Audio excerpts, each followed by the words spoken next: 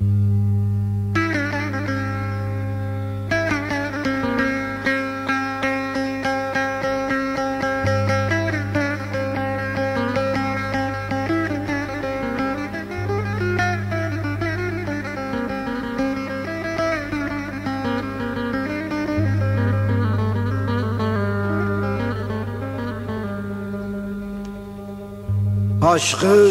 sevdam, günahım benim.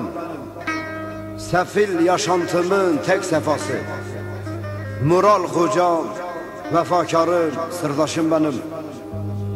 Mektubunu aldım, bir hayli sitem etmişsin. Sosyete kızına satıldın.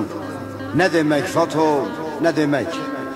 Bir yalancı bir küçülüp satılmak.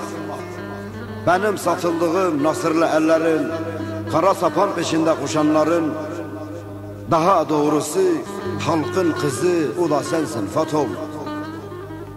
Aç kollarını şefkatle, bilinçle, özlemle, refah bir ülkede kalkarak bütün varlığımı meze yapıp, kara gözlüm, efkarlanma gül gayrı. İbibikler öter ötmez, aşkı, sevdayı, yoksulluğu içene sana geldim. Ve sen de yaşayacaksın. Cilanlı, akrepli, kelpişli damda değil. Sarı inekle beraber ahırda değil. Tıbbın kucağında ve insan sevenlerin elinde insanca doğum yapacaksın. Anladın mı Fatom? Fatom, baktı karam, fukaram, Güneydoğulu ve Kahtalım benim.